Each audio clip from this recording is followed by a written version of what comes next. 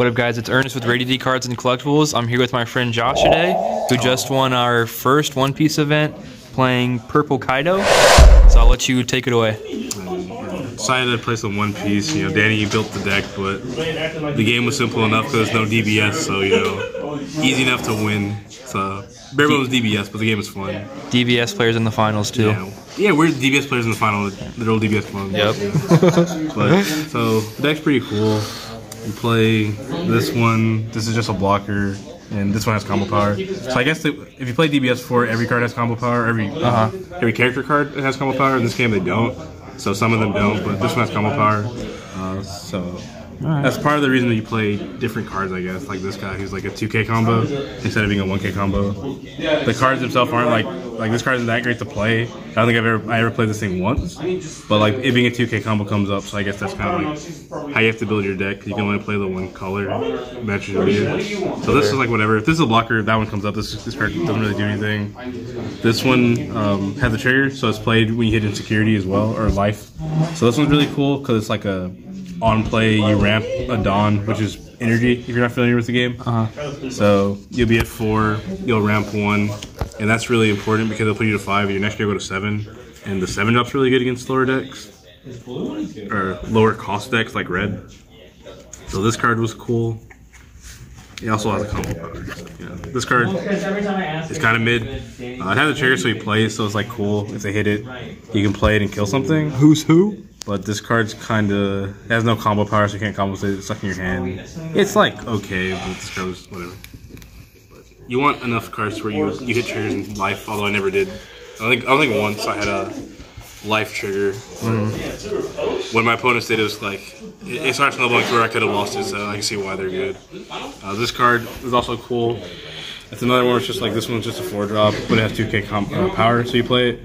The effect is irrelevant. I didn't play a single of the page 1 guy, but it comes up where like you go second, you don't have anything else to play, so you just play a 4-drop, so you'll be able to swing and get a damage in, or you keep it to combos. Okay. Good enough. This guy was really cool.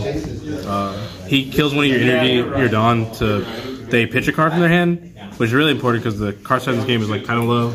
Which, like, a lot of times you have deck cards you can't come in anyway. But even so, like, losing any amount of cards in this game, even if it's only one, feels huge to me. He's also a 5K, he's also a 2K combo. So this guy's really cool. I like, whenever I drew him, it was always like, I enjoyed having it in my hand. So I like that card a lot.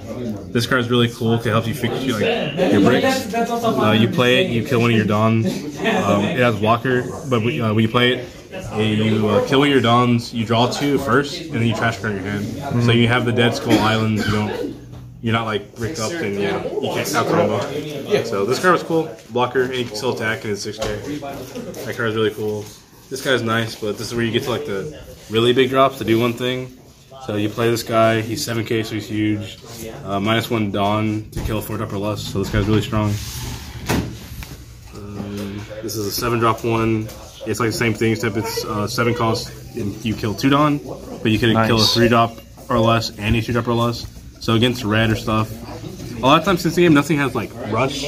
So it's like if you get a big guy up and then you start playing these and just killing stuff, they can never establish attacking you because they'll just have their leader, which they can make like really big, but you just have to deal with that and then kill what they're playing on their See, that's what I was wondering against you in Kingsley's game. I was wondering if there was any way to out So like when I played Kingsley, like the problem was like I played this and killed his 4-drop.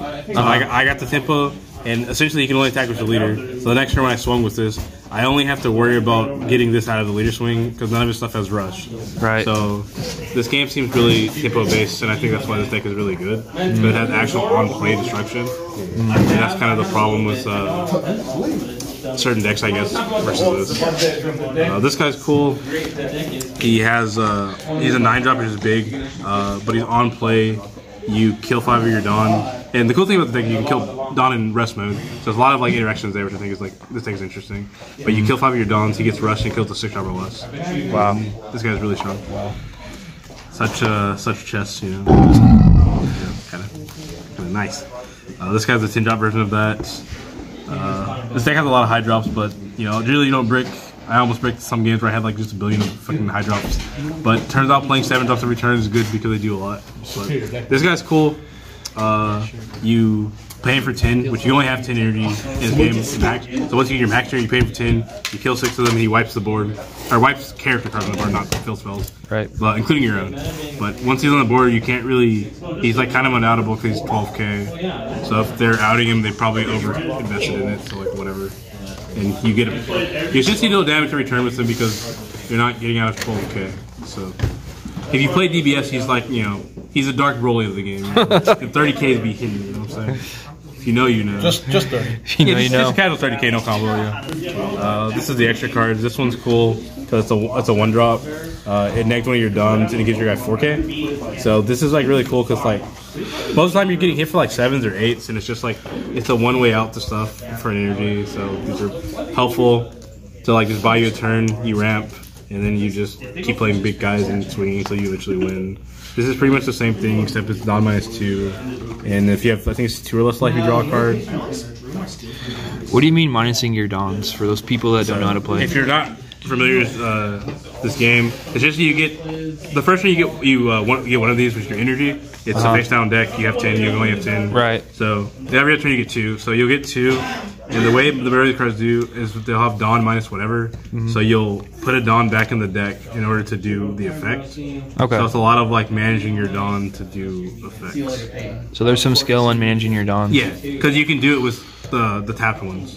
So you have to manage where you're at. But that's what the minusing Dawn is. So this one minus the 2, you draw a card, and then you give your guy 2k.